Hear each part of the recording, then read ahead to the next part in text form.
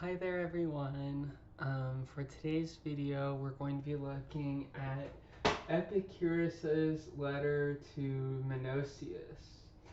And in particular, what I would like for us to emphasize in this lesson today is number one, close reading. We're going to be looking at two, I think, very tight passages where Epicurus is extremely clear as to the nature of his position. We're going to go through and really try to bring out, um, various aspects of his work that might not be entirely obvious to you if you just go through it really quickly. We're going to relate it to some of the major themes of the class, as well as his atomistic philosophy that we discussed in the last video, and hopefully this will allow for a deep discussion in the Canvas reading response forums as to whether or not you find Epicurus's general argument about death convincing. I have to admit that I am ultimately very attracted to this Epicurean view about death. I think that it is kind of quite reasonable in some ways and draws on perhaps maybe some of the best aspects of the Platonic view without also getting into all of the kind of problematic metaphysics and that sort of thing that you all are very likely, very concerned about. I think rightly so, right? Okay, so what Epicurus does in the beginning of his letters, he emphasizes that philosophy is ultimately about the health of the soul. The reason why one philosophizes is not in order to, discover essential truths about the universe or something like that, but it's to heal their own souls. And for that reason, Epicurus believes that people of all ages constantly need to renew their dedication to philosophy. The contrast case here is someone like Aristotle. Aristotle believed that you should only really start thinking about ethics once you're in your 30s or 40s, and along with that, he probably assumes that you're a property owning man, right? That's kind of part of the account on his view, is that you, in order to do ethics, you have to be somebody who has some degree of aptitude that is a basis for judgment, and so you need some degree of life experience, right?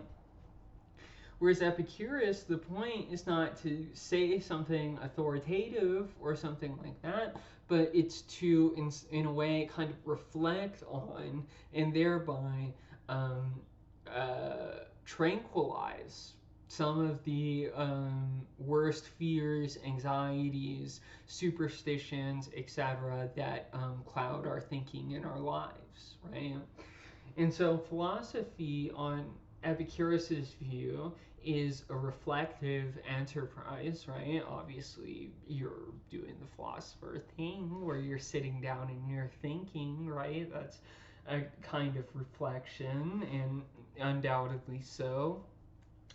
But philosophy is also, importantly for Epicurus, a kind of practice, right? There's a reason why he was so attached to the model of a teacher-student relationship and, his academy that he had set up, the Garden in Athens.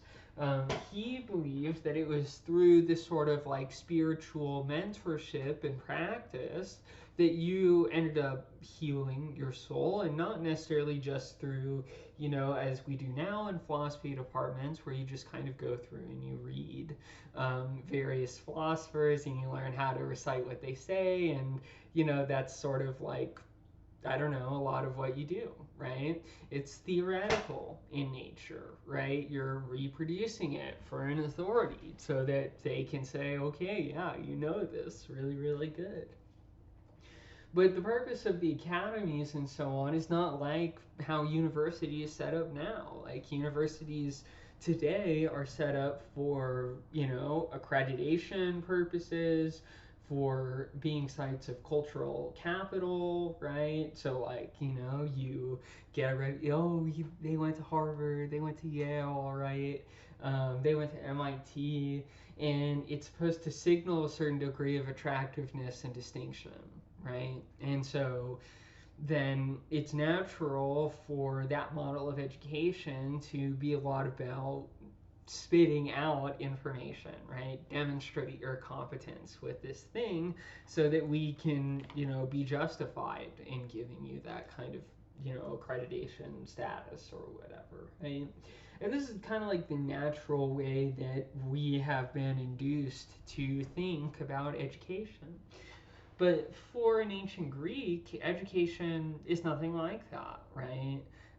You don't get anything for, being a disciple of Epicurus, right? In the way of um, like people aren't going to respect you for it necessarily or anything like that. You know what I mean? It's not like getting a degree from Harvard or whatever, or any other university. The reason why you go and you dedicate your life to these things is because you really deep down in some way believe that what Epicurus is saying is correct, that philosophy does have the capacity to heal your soul, right? And it doesn't happen magically as if through a religious experience you get contact with like your own version of God or something like that, and you like make a deal or something. No, the way that it works is actually a lot more straightforward. You just learn to kind of dispel fears and superstitions and anxieties and so on that would otherwise kind of continue to cloud your world.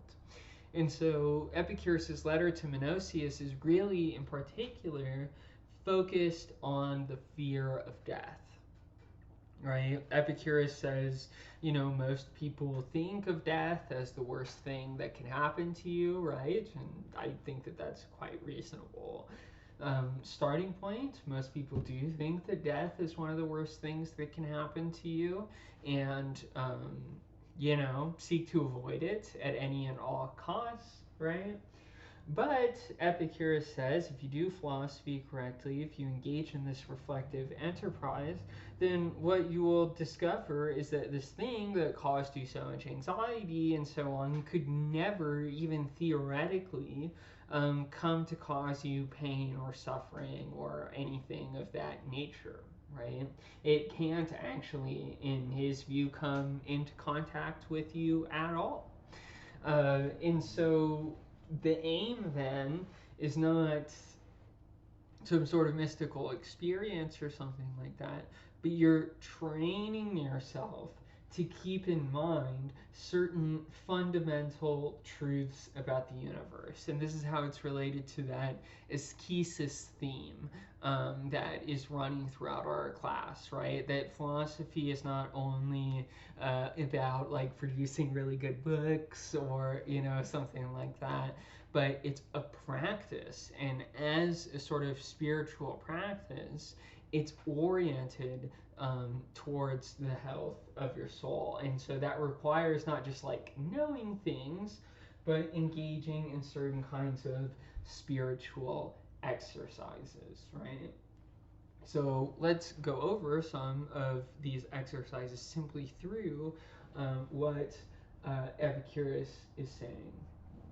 So I'm going to start reading this first quote, and we're just going to go sentence by sentence, and then we're going to underline some notable features about each sentence, and we're going to proceed from there. So, first sentence. Get used to believing that death is nothing to us, right? Okay, this is very good. So we have something that is maybe a thesis statement, at least like a thesis statement, right?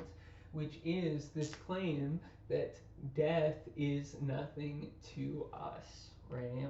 The rest of the letter is really a meditation on this idea that death and life are so different that they never come into contact with one another, right?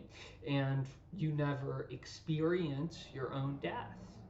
And so in that way, your death is not like you moving on to the next world or something like that, but to the contrary, death is just, matter being turned into void, right?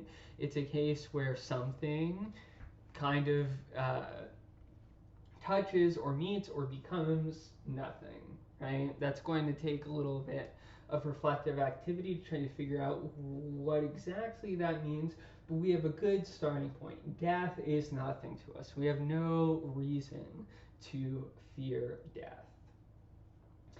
It's also worth pointing out that one way that this first sentence would be different than like a thesis statement that you would use in your paper is that thesis statements are usually indicative sentences, right?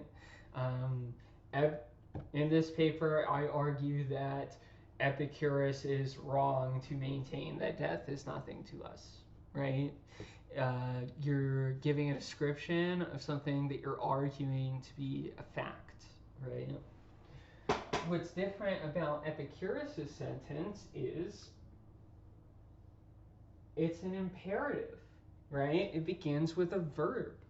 Get used to believing that death is nothing to us, right? And so Epicurus is, you can see kind of in the formation of that statement how Epicurus's way of thinking is so different from our contemporary, American point of view.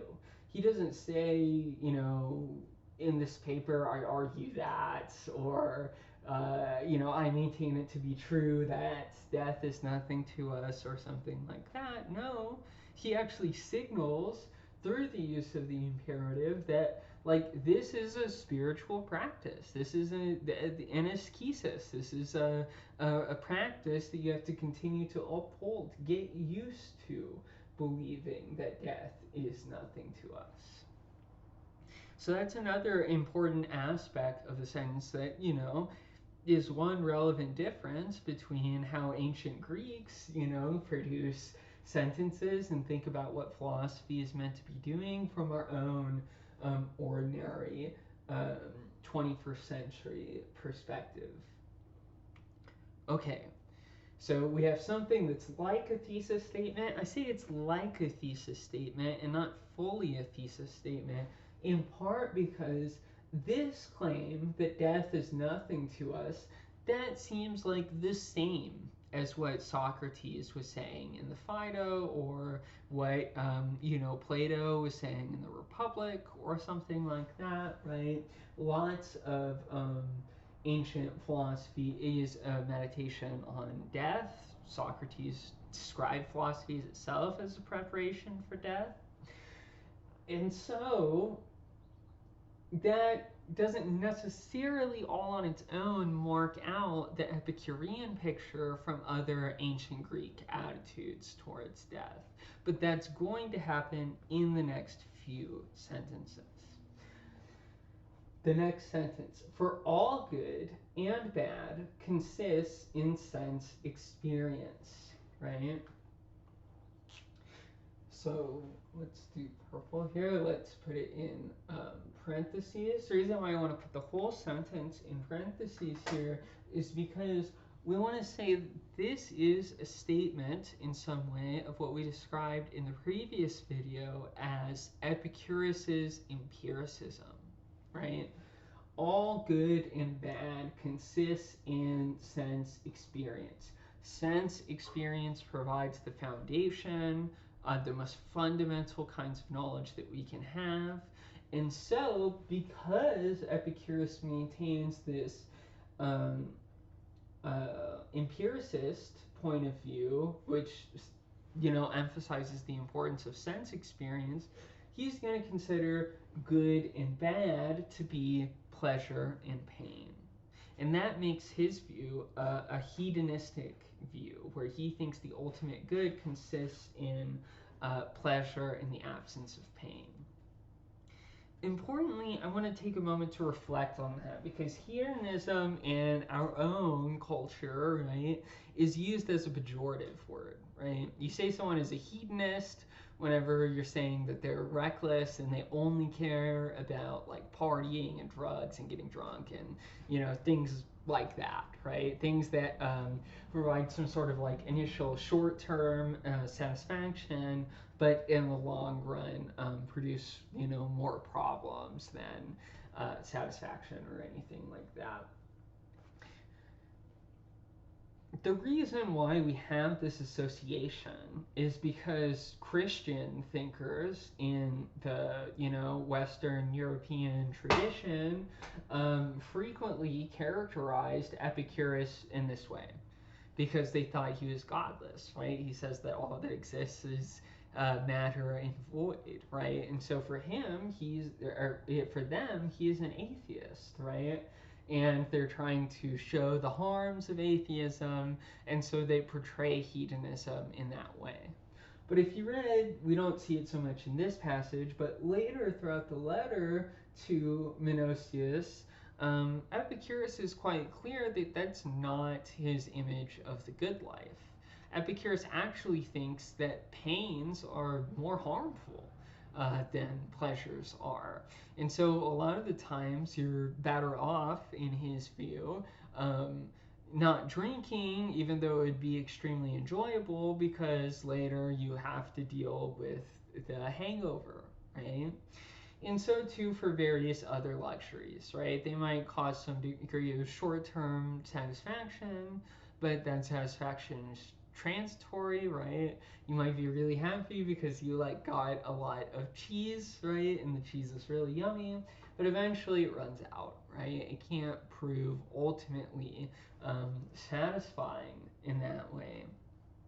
And so what Epicurus considers to be a good life is one where you center your own pleasure and you center the absence of pain, but you do so in like a basically rational way, right? Your goal is not to just maximize pleasure by like doing heroin or, you know, whatever other kinds of drugs to just like experience the maximum amount of joy possible in a short period of time, but to produce healthy kinds of lifestyles where you are kind of naturally contented and you are not subject to pains and distress of either a psychic or a somatic bodily kind, right?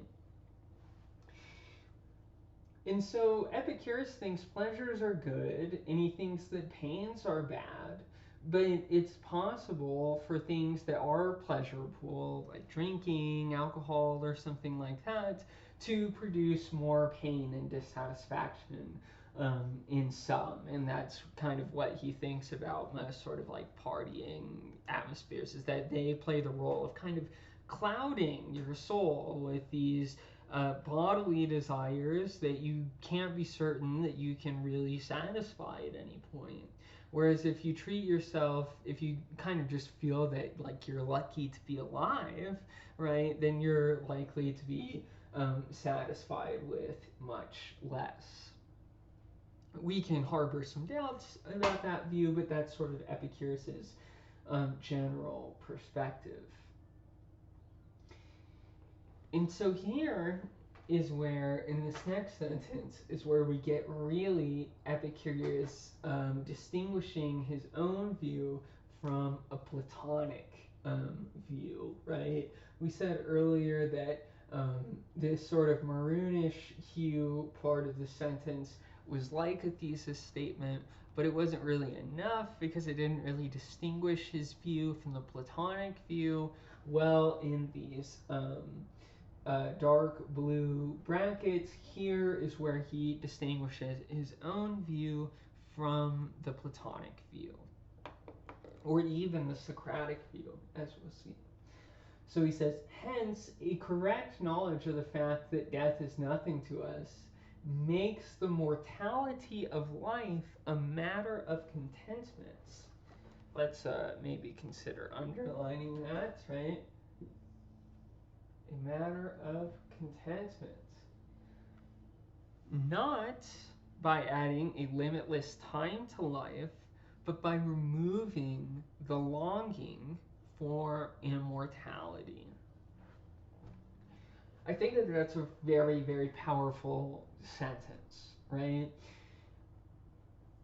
One way that you might characterize um, Socrates and Plato's attitude towards death is that they both gesture towards either the possibility or the actuality of a life after death, right? Socrates would frequently say things like, I know nothing, right? And so I know nothing concerning what happens after death. And so as a result, I have no reason to think that it would be bad rather than being good. And so I don't have any reason to fear death, right? This is sort of the view that you get in the Apology, texts like that. The Platonic view, slightly stronger, kind of suggests something like you shouldn't fear death because death is nothing but the separation of the soul from the body. This is sort of the view that you get in the Phaedo, right? Phaedo. And that in the separation from the body, that there's nothing to fear, that actually, your soul will continue to live on. In fact, it will be more pure as a result of not being contaminated by the body, right? And so not only should you not fear death because there could be something good afterwards, you should actually actively know that death is something good because you have done philosophy and you've realized that philosophy is nothing but also separating your soul from your body, right? This cannot be Epicurus's view, right? It just cannot be his perspective, in part just because of what we looked at in his atomism, right? Epicurus is very clear. He does not believe in the existence of an incorporeal soul.